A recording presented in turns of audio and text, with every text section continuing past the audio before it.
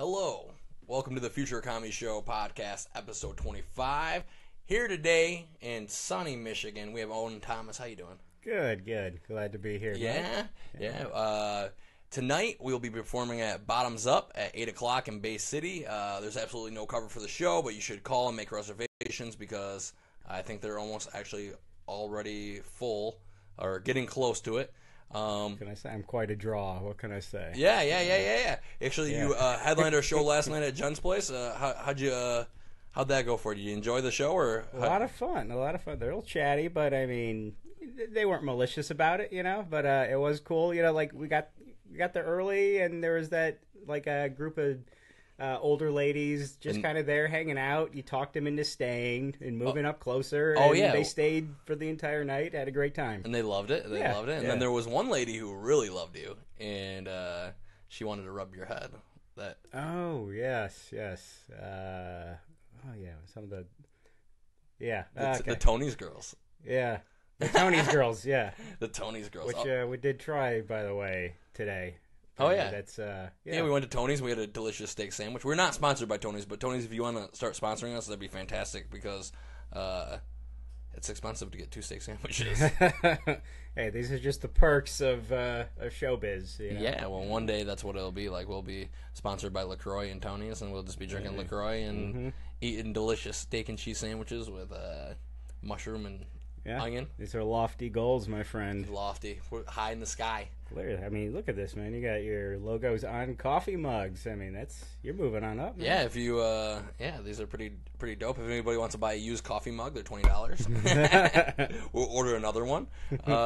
So, Owen, for the people at home who don't know you, let's dig into you a little bit. How'd you get started in comedy? Just always something I wanted to try out. I mean, I was pretty young going in.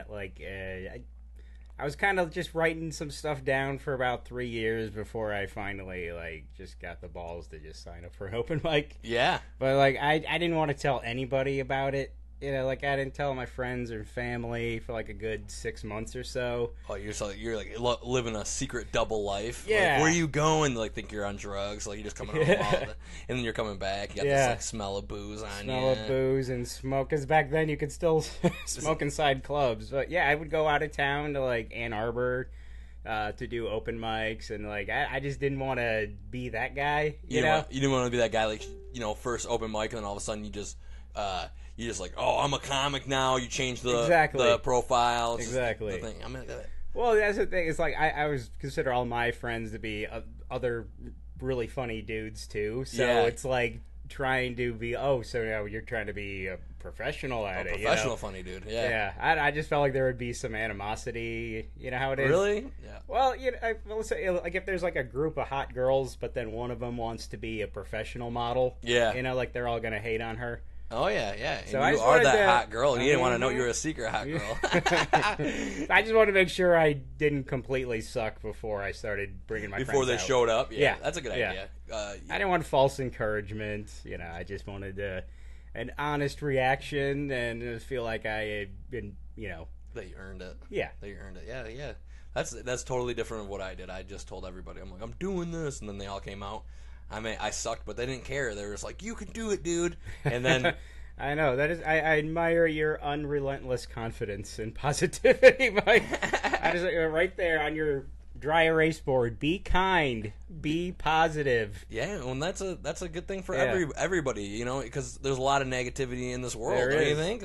Everybody's negative about, pretty much everything. And you can't control other people, but if you can control how you feel and what you think, then maybe you could impact and bring positivity to others. Maybe. Yeah. I was surprised walking in here. You have all the okay, we're just gonna look on his bookshelf real quick here. Yeah, pull up the children's Bible. All right, The Leader in You. Yeah. So just so you know, we have some classics as 7 Habits of Highly Effective People. Yeah, I gotta read that one. My mom got me that one. Nice. We got Emotional Intelligence. Yeah, that's another one my mom got me. And let's see what we got here. Oh, we got Sex, A Man's Guide. Yes. So if you haven't read Sex, A Man's Guide, you're doing it wrong. That's how you get confused. And of course, Windows 98 for dummies. I'm up on all the recent technology. Yeah, you're a pretty well-rounded individual, Mike. Yeah. Windows was my shit back in the day. I played the shit out of the pinball game. Oh, yeah, the built-in one. Yeah, the one you played. I was more of a Spider Solitaire guy myself. Yeah. Yep. That's what I thought when you walked in. I was like, Spider Solitaire. Yeah. That's how it is. I was a little older. I'd probably be a Minesweeper guy. Yeah, Minesweeper. That was a fun one. But I didn't know how to play it for the longest time, and you just press buttons. And then I figured out, I was like, oh, the number is like, 3. There's 3 mines. Like, I got it. But for like a long time, I was like just pushing buttons. But then I read the book, Windows 98, and I got it. You know, you had to read the whole book to figure out Minesweeper. Yeah, that's the only reason I read it. We all learn at our own pace. Yeah. Let's see.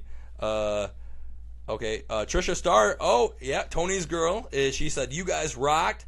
Felipe Vasquez says, save me a seat. Felipe, if you just want to message the bottoms up page, you can just save a seat that way. Mike Martinez said, good show last night. They canceled the steak sauce they use at Tony's. That's breaking news, so I didn't even know that. And then Trisha Starr said hernia. Oh, yeah, there was one girl who was really attracted to men with hernias and being bald. And that low standards. That's my kind of low gal. Standard. Well, maybe she's just into the bump on the hump, like a little bump. There's nothing wrong with a little bump and grind, let me tell you that. And then Kristen Schoen just laughed a little. Then Emily Goodwin said, hey, fake boyfriend, long time, hope all is well. That must be you, huh? Yes. Because I was like, yes, you're one of my friends. Oh yeah, why you her fake boyfriend? I don't know. Oh wait. Here comes the dirty deets. No, I think we were just drunk and like at some. And you role played. Yeah, at the bar, we were at some just trashy bar, And you were like, yeah, I'm your boyfriend. She's like, fake, but something like that. Yeah. She's like, you will buy my dinner. And then Ken Harris says, I'm hungry, and good for you, Ken. Hopefully, there's a refrigerator near you. And you fill up, eat that nutritional value that you can get. These people are crazy. So you've been doing comedy for quite some time. You've traveled all over the Midwest. You're a staple in the scene. I met you at Big Tommy's Comedy Club a few years back, and you were there, and you rocked it. You rocked the mic, and then you're here at Jen's. People are trying to rub your head. Here I am now. Yeah.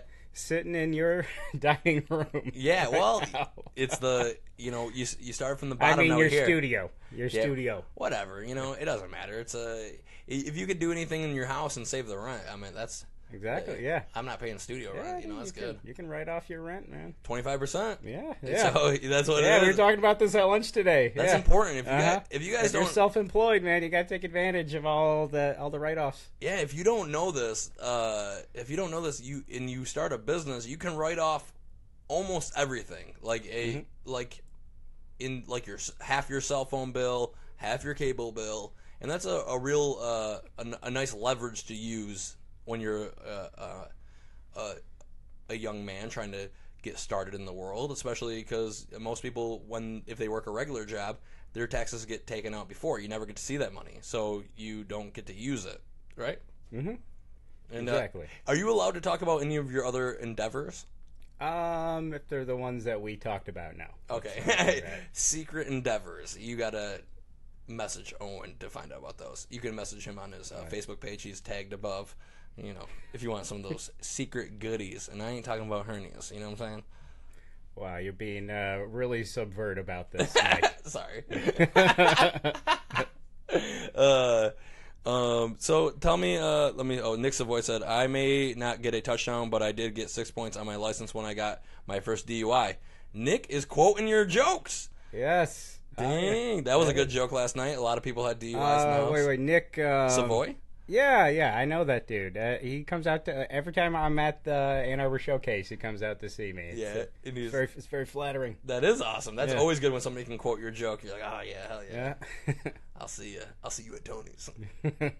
So tell me, what's your favorite thing that you've done in comedy? Like, what was is there a golden moment that sticks out to you in your head?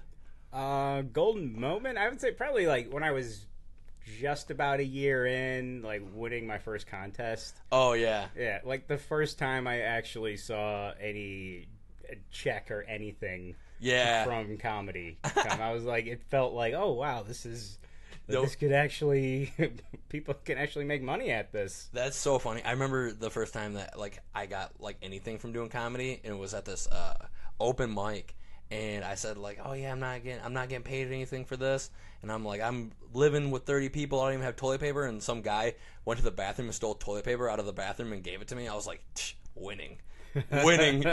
Oh man, no! My first few years on the road, I would always take the extra roll of toilet paper from the hotel. All the mini soaps. Oh yeah, you have a bunch of the toiletries. Oh yeah, dude, that's legit.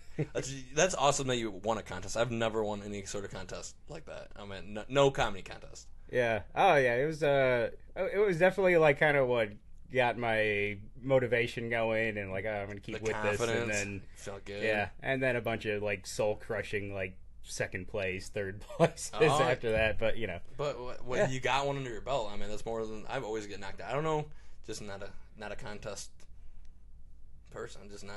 I don't know what it is, but whatever. But and then on the opposite spectrum, what was a defeat that you've taken in stride and turned a negative into a positive? Was anything like that? A negative into a positive. I mean, just any life experience. I mean, if you can put a funny spin on it and, you know, turn it into a funny joke, it works. But I mean, as far as like low points in comedy, I don't know. I would say like I got beef with Gallagher. That's no shit.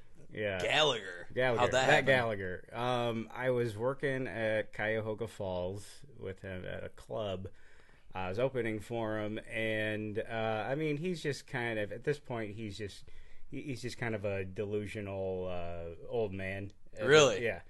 And him and the owner were just not hitting it off from the first second. He winds up going over his first show like 3 hours, and him and the owner just were at each other's throats. And I asked if I could sell some merch beforehand because like my car had just broken down that week. Yeah. So he let me. So then the next day I'm at the condo, which is it's not, it's what you expect for a comedy condo. Yeah. And then out of nowhere I get but for the audience at home who may not know about comedy condos, you want to tell them about them? Generally, okay, they're like, instead of putting the comics up at a hotel to save money, sometimes clubs will just like rent out an apartment. Yeah. So like you'll be staying in the same place that, the comics were the week before, before that. And they're known for not being exactly, like give us some the examples. Seasons. Give us some examples of how dirty a comedy condo. Have you heard any good stories like that? I don't know. I mean, if there's like a stain on the pillow, I mean, yeah, you bring your own sheets and blankets. I've heard there was just well, for instance, like there was no toilet paper when I get there. Yeah. And good thing you it stole was a from long before. drive, and there was nothing there. Had to improvise, and the kitchen had coffee filters.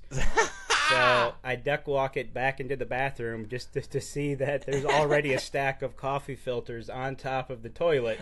So meaning that whoever was there last had the same idea I did. That's hilarious. So I told Gallagher about this story, and we're just pretty much just bullshitting. Yeah. Like two comics do, and I mean he's trashing the club and the owner, and then he's like, well, you said your car broke down. How can I help you out? And I'm like, well, shit, is this going to be like some kind of pay it forward moment? Pay it forward or a sexual moment? Get to sleep with Gallagher. I don't know, is it going to be he smashed your melons. Like, is he going to like buy me a new car? Yeah. Is he going to help out a young comic?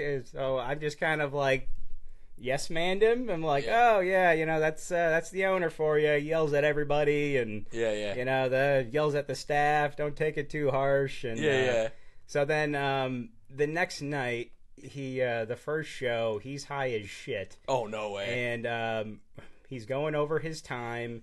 Gets in a fight with some woman on one of the audience members. The owner refuses to to kick her out because she's part of a party of like 40 people. Oh wow! So he didn't want to lose all that business. So he's just like, all right, if you're not going to throw her out, then I'm walking off stage. And he did just that before he gets to the grand finale of smashing all of his props. Yeah. So, like, the crowd was just in an uproar. They're like, what the hell? They're like, Gallagher smash. Oh, they wanted money back for their ponchos that they bought. I mean, it was mayhem. Like, fights were starting to break out. Some drunk dude ran up on stage and, like, grabbed the sledge-o-matic, just started smashing his props. That had to be that should be your golden moment. That should be your golden moment right there. So by this point, like I already had made like quasi plans. Like, cool, I think I'm just gonna hang out. I think Gallagher's gonna give me a ride back to Toledo after this, and I'm just gonna kick it with him for a week. We'll see what happens. So by this point, like I was just kind of like, oh god, I don't even want to associate with him. Then afterwards, when all the dust settled, like I had just gotten a ride back from the MC to the condo, and then only to find out later that Gallagher relayed everything we had talked about to the owner. He's like, including like wiping my ass with a coffee filter. Everything. He's like, Owen Thomas, he thinks this place is a piece of shit. Like, my gosh. Yeah. That's hilarious. So I've never been back there since. It's just one of those, this isn't even...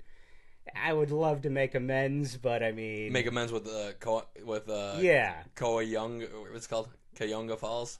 Cuyahoga Falls. Cuyahoga Falls, and then... What, not with Gallagher? You say, what if Gallagher. What if Gallagher got you a car today? Would you forgive him? If he like had like an Oprah moment or something, I mean, it depends on the car. Well, guess what? We have Gallagher. Oh shit! Wow. Gallagher comes in. He's like, dude, I'm so sorry, man. I didn't mean to ruin one of the 10 clubs left in the area for you. Then I think the worst part was like I was like 31 at the time, and then like I had no way of getting home. I had to call my mom to come pick me up. You're like, Mom, Gallagher fucked me. Like, hey Mom, remember that guy we used to on TV smash the watermelons, made a lot of corny jokes? Yeah. He's fucking crazy. Of course. But can you come pick me up? But I listened to Gallagher on this podcast. I believe he was talking to Barry Katz.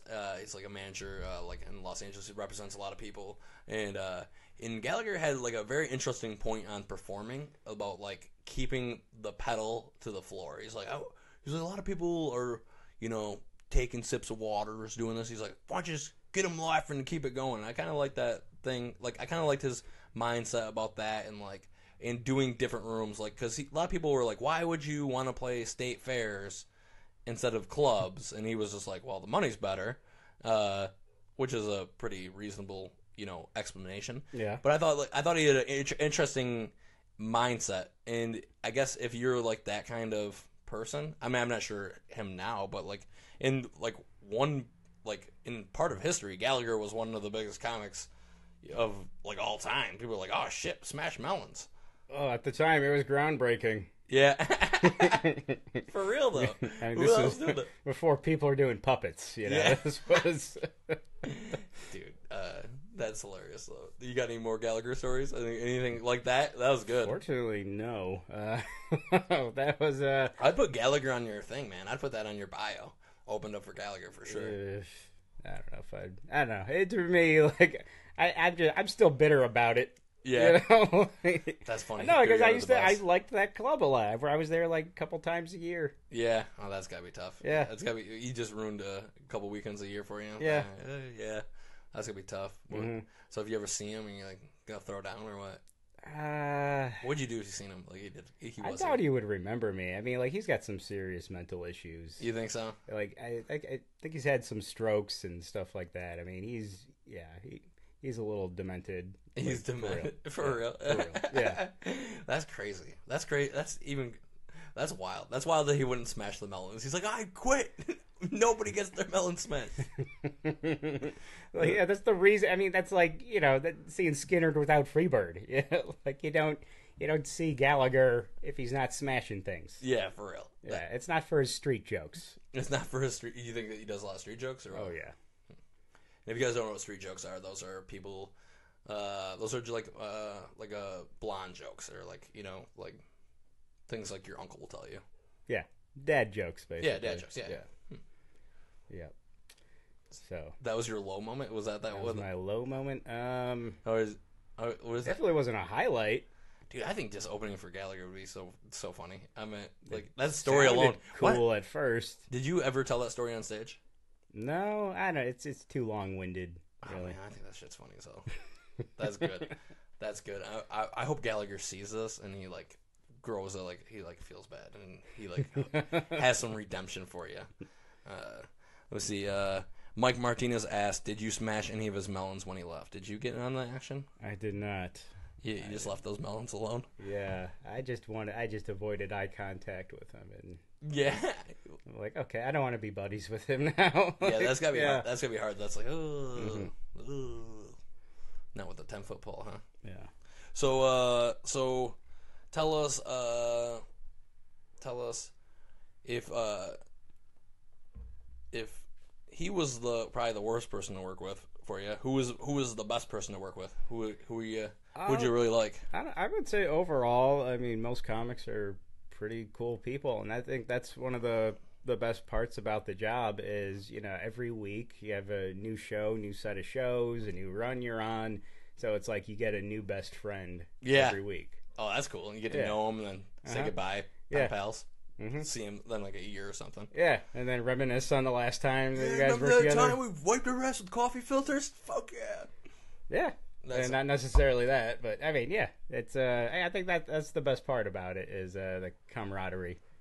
But camaraderie is that is awesome. You have any good road stories like that where you just getting some shenanigans? I don't know. It all just kind of blends together eventually. Yeah, I'm to the point now where I've been at it for so long. I just, you know, I just want to go back. There's no better high than 8 hours of sleep now. Yeah. It's the way I look at it now. I'm like, you know, I could stay out and keep drinking with people at the show. Yeah. Or I could not be hungover tomorrow. That's always good. That's always good. That's always the best feeling when you wake up and you feel good. Yeah. Like, oh yeah. Yeah. Do you ever get too drunk after a show and make a mistake or? No, there was one time recently. Like I was doing a show it was like a ski lodge. Yeah. And they gave us cottages. Oh. And like I didn't get there in time to like check in, so I just got the key. I still had all my stuff in my car, just left it there. And then after the show, people want to take us out and just buy us drink after drink after drink. Yeah. And I get taken back to wherever this cottage is on the ski lodge, and the key doesn't work. And no it's way. It's like -10 outside. Oh my goodness! Like I had nothing to do. Like, oh, dude, I'm hammered, and it's like I'm gonna freeze to death out here. Did they take you in? Did the people take you in? There was nobody. Well, they just dropped me off. They just dropped you off and said, "See you later." Didn't make sure you got in. They took off. No, I mean, I assumed I would get in. Like, so what'd you do? Dude, I just had to like sit in my car for like an hour, warm it up, you know, before I just felt sober enough to drive home. Oh, you just drove home? Like I had nothing. What else could I do? Like the front cottage door. People yeah, there? There was nobody there. Nobody to call. I found their number. Yeah, it was past office hours. Oh my gosh! So nobody was like, dang. I know. This is why I'm like, I'm more hesitant about going out. Well, yeah, that's shows now. Yeah. Yeah, and that's, you know, you never want to get stuck in a strange town with townies, you know what I mean? And then be stuck at their house, and all of a sudden you like wake up. And, who's this? Sometimes you meet fun people though, and I think those are the people that will come see you again next time you're in the area. Yeah, those friendships, those pen pals. Mm-hmm. That's fantastic. And you are from Toledo, Ohio. Correct. Yeah. Yeah, I don't hold that against him, guys. No big deal. He's Toledo. He's a Toledo man. He's grew up there, not like you were from Adrian, Michigan originally. I lived there for like 6 years growing up. And then you came to Toledo. And you said Toledo. Yeah. They got a zoo. Let's fucking do it. And an art museum, and you know, culture. It's a dusting of culture. Mm-hmm, mm-hmm. Yeah. It's not a bad city. Everything's 20 minutes away. Everything's really cheap. Yeah, it's like Saginaw. Yeah, it's like a third world country. And we got a third world city there. Sometimes, yeah. Like when I have like my sister come visit from New York, she's just everything's so cheap here, and she like buys everything. The exchange rate is in my favor. Yeah, that's crazy when people come from New York and they're like, yeah, drinks are usually $7, and this Bud Light's only $2. They're like, oh yeah, that's a good deal. That's a good deal right there. Yeah. If you had any advice to new comics, what would you tell them? If anything else in life makes you happy, do that instead. So really, I mean, if you are really passionate about comedy, by all means, keep doing it. But if anything else can bring you that same level of joy that comedy can, then go with that. It's a lot easier life. But if not, then keep pursuing it. Try not to let the setbacks hold you down. And, just try not to get in Twitter fights. That's Twitter fights. They're real. Those are Mm-hmm. real things. Yeah. Those are real things that are happening. Yeah. That's a good advice, because you think that relationships suffer because you're on the road, and it can put a strain on things. Yeah. You ever meet a girl on the road and like then end up dating her? Like she came to a show and then you're like, oh well. Yeah. It ain't Toledo, but yeah. They generally don't last because they're usually far away. So but still pen pals, Snapchat buddies. Yeah. Are you on Snapchat? I am. See that's yet another thing. I'm like, dude. I was gonna say we can tell these people what your Snapchat is, and maybe they can send you pictures of melons so you can smash. What? I don't even know what my own Snap. I think it's Good Going Owen. Good Going Owen. Adam, send him the pictures of your melons. For everybody who sends a picture of melons to Owen, we will donate $1 to breast cancer awareness. Is that true, or did you just? Well, you tell me, Mike. Oh, yes. You Mike tell me. Will send $1. I'll send $1. So yeah, let's do that. Up to $300. So that's all. There's a limit. Yeah, that's all I can do. That's as much as I can afford. Is that per melon or the set? A set. Okay. A set of melons. So you get a watermelon and a muskmelon, or if you have other kind of melons, send them. Owen's on the road. He needs something to keep him occupied. Let's see. We're at 6:25. We got a show tonight at Bottoms Up once again. The show is at 8 o'clock. There's no cover. If you want to make reservations, the number is 892-9228 or something like that. What is it? 9220. 9220. What is it? 892-9220. Yeah, call them up. Make reservations. That's the show's producer. Oh yeah, that's your that's the voice of God. And also some dates for myself. I will be at the Willow Tree Restaurant on Friday. That's tomorrow at 9 o'clock, and then I'll be in Vassar on Saturday. And that show is at 8 o'clock. No. The show at the Willow Tree is at 7. The doors are at 7. Show's at 8. And hopefully you guys come out to those. Come out and do that. And then Mike Mardina says, we're doing melon picks. Hell yeah. You left those melons alone. So, hey, thank you for coming on the podcast. I really appreciate you. Likewise. We're looking forward to a good show tonight. Thank you for the melon story. I think that's gold. That right there is gold. I think I'll be telling people that story. I'll be like, my friend Owen, man, he knew Gallagher, and he refused to do his melons. I'll be telling everybody. I'm excited. When you liberties with the story, but yeah, I'll just change it. I was like, yeah, man, Gallagher was wiping his ass with coffee filters. It was crazy. The worst game of telephone ever. Yeah, by the time of it go. But yeah, all right. Anyways, see us tonight. Bottoms Up, 8 o'clock. Thank you for watching, guys. See you next time.